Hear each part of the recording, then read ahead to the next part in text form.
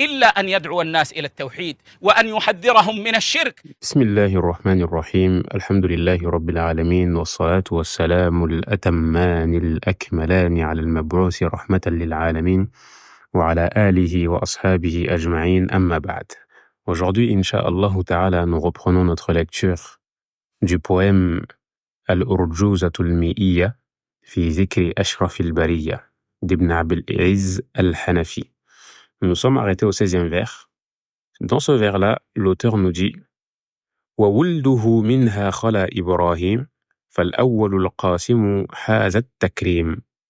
Il nous dit, concernant ses enfants, ils sont tous de Khadija, sauf un seul enfant, qui est Ibrahim, et sa mère c'est Maria al-Qubtiyya, Maria l'égyptienne, la copte. Et ici, il a utilisé le terme Wuld, qui est le pluriel de Walad. Et quand on dit Walad, c'est un terme qu'on utilise pour le masculin et le féminin. C'est un terme qu'on utilise pour le masculin et le féminin, c'est-à-dire pour les garçons et pour les filles. Et parmi ces enfants, le premier est Al-Qasim. Et c'est pour ça que sa kunya est Abul Qasim. Notre bien-aimé, sallallahu alayhi wa sallam, s'appelle Muhammad Abul Qasim. وزينب ورقية وفاطمة وأم كلثوم لهن خاتمة. Ensuite, il nous dit dans le vers 17, et Zaynab, ainsi que Ruqayya et Fatima, ainsi que Kulthum lahunna khatima. C'est-à-dire, il a ces quatre filles-là. Ces quatre filles-là, qui sont Zaynab, Ruqayya, Fatima, Kulthum. Et toutes sont devenues musulmanes et ont fait la hijra de la Mecque à Médine. Il a certes été rapporté dans un hadith d'Ibn Sa'd, il nous rapporte que Ibn Abbas radiyallahu anhu a dit كان أول من ولد لرسول الله صلى الله عليه وسلم بمكة قبل النبوة القاسم. Ibn Abbas nous rapporte en nous disant que le premier enfant que le prophète sallallahu alayhi wa sallam a eu à la Mecque, c'est Al-Qasim. وبه كان يكنى. Et sa kunya faisait référence à lui, c'est-à-dire on disait Abul Qasim. ثم ولد له زينب, puis ensuite Zaynab, puis Ruqayya, puis Fatima, puis Kulthum. Donc, on a dans l'ordre Qasim, Zaynab, Ruqayya, Fatima, Kulthum. ثم ولد له في الإسلام عبد الله. Puis ensuite, après la révélation, Abdullah, il a eu comme enfant. Il a eu comme enfant Abdullah. فسمي الطيب والطاهر. Et c'est pour ça qu'il a été appelé le pur. وأمهم جميعا خديجة بنت خويلد. Donc il nous dit que la mère de tous ces enfants-là est Khadija bint Khuwaylid. Khadija qui est autre que sa première épouse. Et lorsqu'il dit dans le vers wa Kulthum lahunna khatima, c'est-à-dire Kulthum est la plus petite des filles. Kulthum est la plus petite des filles, mais pas la plus petite de tous ses enfants, bien entendu. Et certains savants ont dit que c'était Fatima la plus petite des filles. Mais ici, l'auteur nous dit Kulthum, donc on voit que son avis est que Kulthum est la plus petite des filles. Il a certes été rapporté qu'Ibn Abd al-Barr nous dit certes, la divergence concernant les plus petites filles est connue, mais concernant la plus grande, alors c'est très rare de voir les savants diverger sur cela. Ils sont quasi unanimes sur le fait que ce soit Zaynab la plus grande fille du prophète sallallahu alayhi wa sallam. Ibn Hajar nous dit, dans le Fath, ce sur quoi ils ont été d'accord, c'est-à-dire les savants, que parmi ses enfants, on a Al-Qasim, et il porte sa kunya. Mata saghiran, il est décédé en étant petit, avant la révélation ou après. Donc certains savants ont dit avant, d'autres ont dit après. Wa banatuhu al-arba', et quant à ses quatre filles, Zaynab, Ruqayya, Kulthum et Fatima, wa qila kanat Kulthum asghar min Fatima. Donc, on a ces quatre filles-là.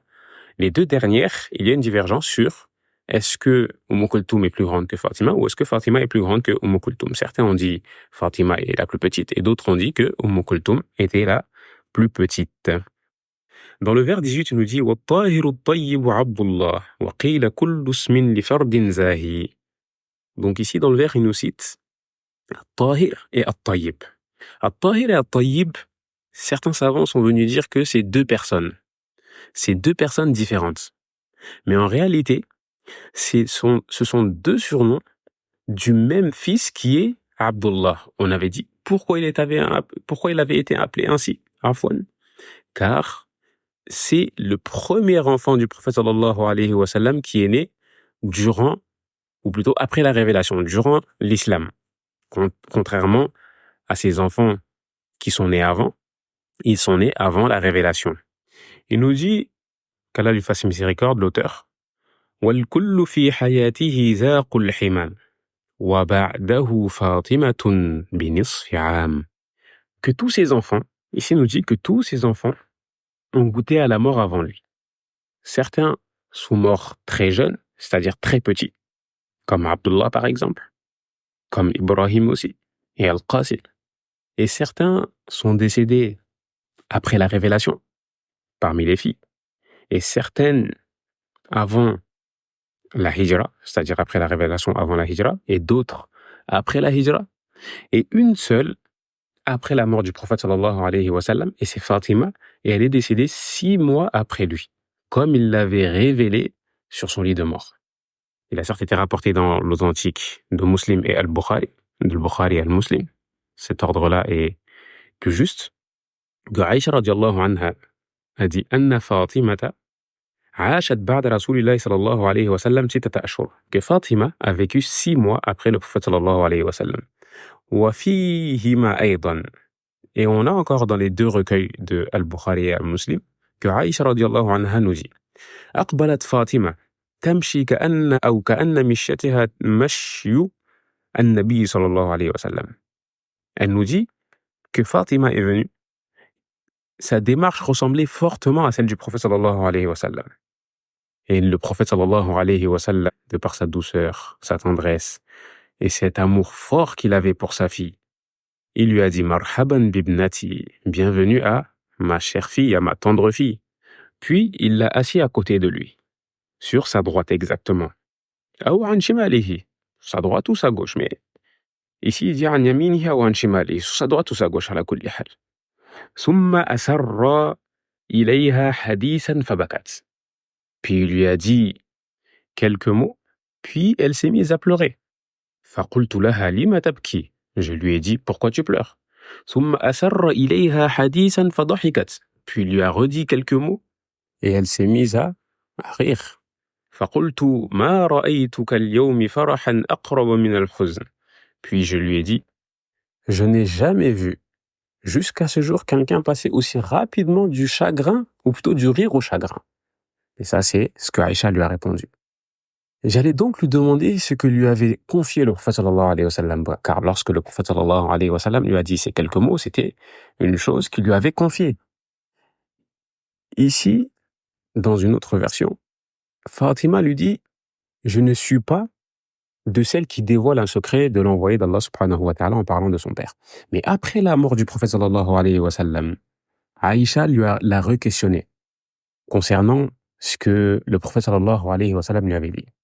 Et elle expliqua que le messager d'Allah subhanahu wa ta'ala lui a confié en disant chaque année, Jibril alayhi salam, l'ange Jibril, m'enseignait le Coran une fois. Mais cette année, il est venu à 2 reprises. Donc il en a déduit que sa mort était proche.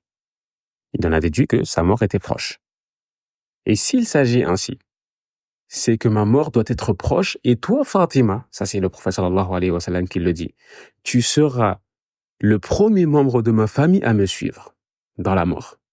Alors, j'ai pleuré. Donc ici, Fatima s'est mise à pleurer.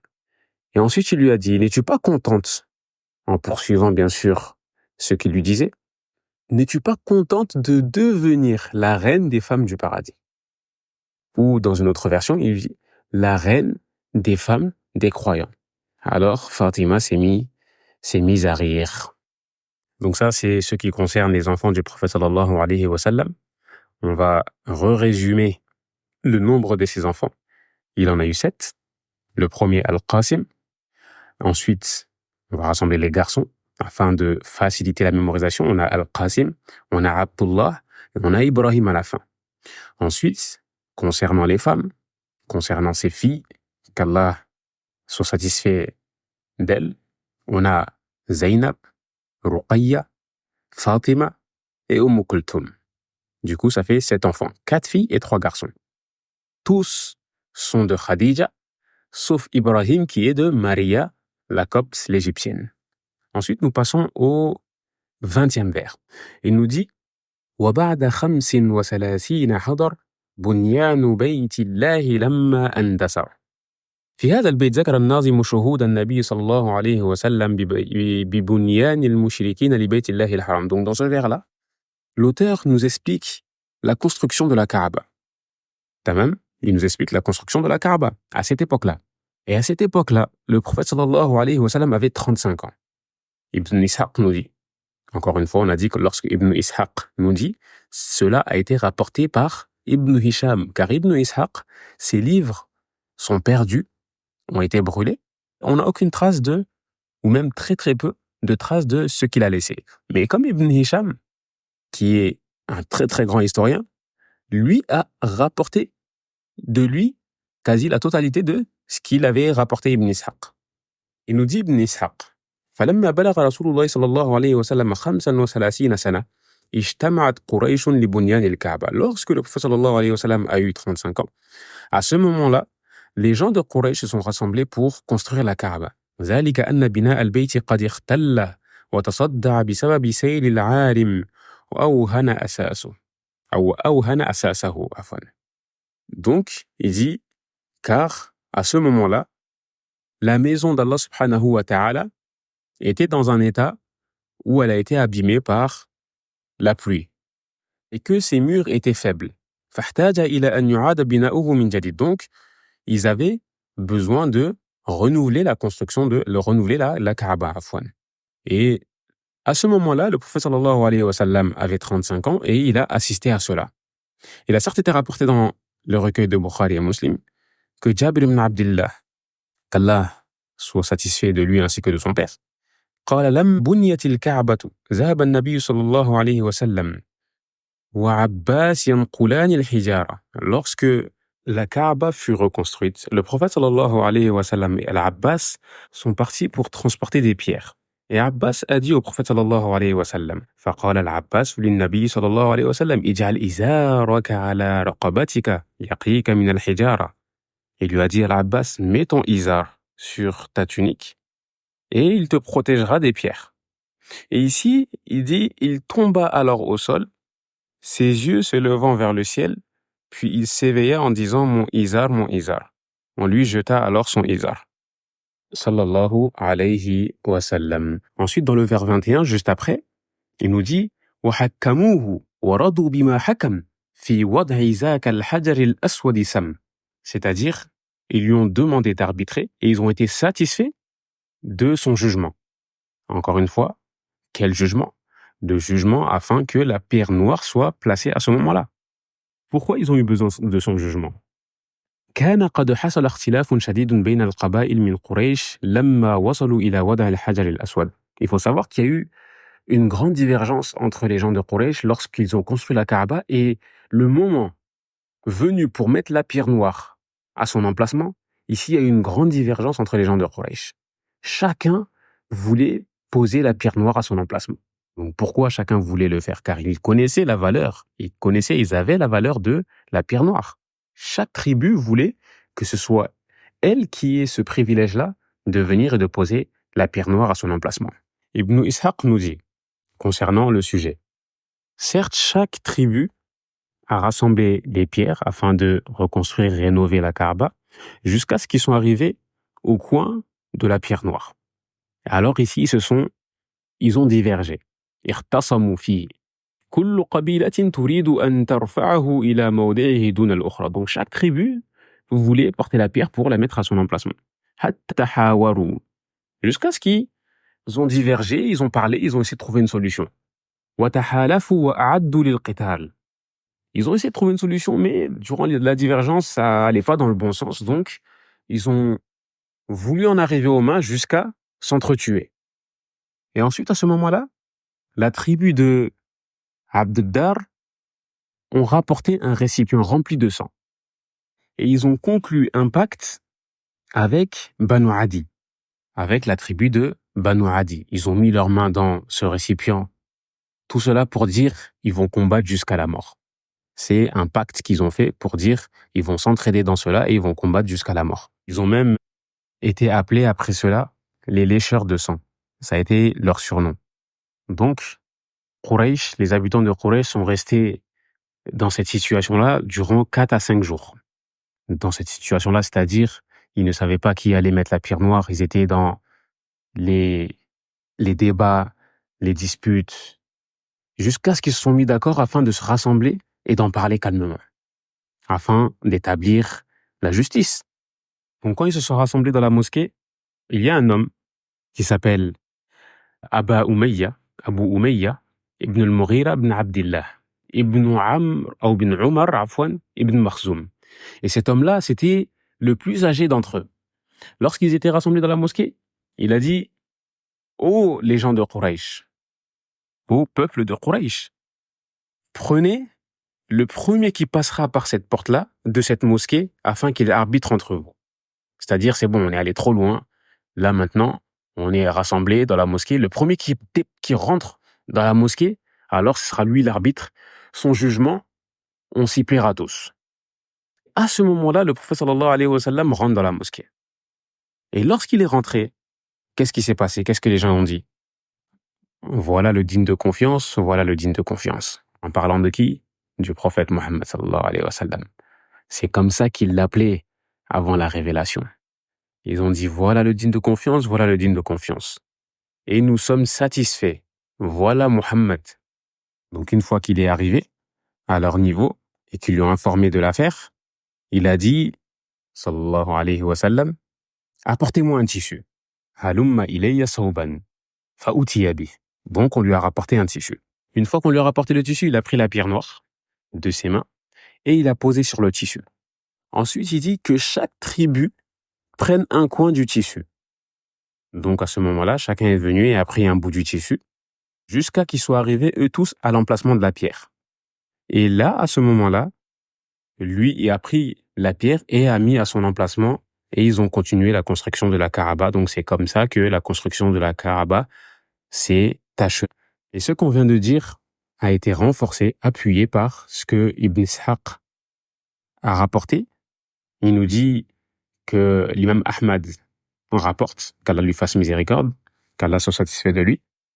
Il a rapporté que Mujahid qui est un tabi'in, c'est ceux qui ont vu les compagnons, Mujahid avait son sayyid. Son sayyid, c'est, on va dire, son maître. On va traduire cela comme ça. Et ce maître-là de Mujahid faisait partie de ceux qui avaient construit la Kaaba dans la Jahiliya, dans la période anti-islamique. Et il nous dit, j'avais une pierre que j'avais sculptée de ma main, de mes propres mains, et que j'adorais en dehors d'Allah. Donc du coup, qu'est-ce qu'ils faisaient? Ils venaient et sculptaient, et ils adoraient ce qu'ils avaient sculpté, en dehors d'Allah subhanahu wa ta'ala. Et il nous dit, je prenais du lait caillé, qui était... Faut écouter cette histoire, car elle est très triste, en même temps très marrante. Il nous dit, je prenais du lait caillé qui était à ce à quoi je tenais le plus, et je le versais sur elle. Et un jour, un chien est venu et s'est mis à lécher ce lait-là. Puis, il se retourne, il lève une patte, comme les chiens ont l'habitude de faire, et il s'est mis à uriner sur lui. On voit dans cela à quel point c'était des fausses divinités. Une divinité qui n'est même pas capable de se préserver, de se protéger d'un chien qui urine sur lui. Alors il faut savoir que c'est vraiment des fausses divinités. Wallahu al-musta'an. Donc ensuite, il a continué son histoire. On disait, lors de la construction de la Kaaba, nous avons atteint un emplacement, ou plutôt l'emplacement de la pierre noire, afwan. Et il nous dit, à ce moment-là, personne ne voyait la pierre noire, car elle était au plein milieu des pierres. Et à ce moment-là, les tribus de Quraysh se sont mis à se disputer en disant, c'est nous on va la mettre, c'est nous on va la mettre. Comme cela a été rapporté dans la version d'avant qu'on a expliqué. Là, c'est une version encore qui renforce ce qu'on a dit auparavant. Alors, ils se sont dit à un moment, prenez un arbitre entre vous. Et ils se sont dit, le premier homme à rentrer par ce passage-là, alors ce sera lui l'arbitre. Et à ce moment-là, le prophète sallallahu alayhi wa sallam est venu et ils se sont dit, le digne de confiance est venu, le digne de confiance est arrivé. Et à ce moment-là, il les a informés en plaçant la pierre noire sur un tissu et il a appelé les tribus. Chaque tribu a pris un bout du tissu et ils l'ont rapporté à son emplacement et le prophète sallallahu alayhi wa sallam a placé la pierre. Donc, on va finir sur cela, incha'Allah ta'ala.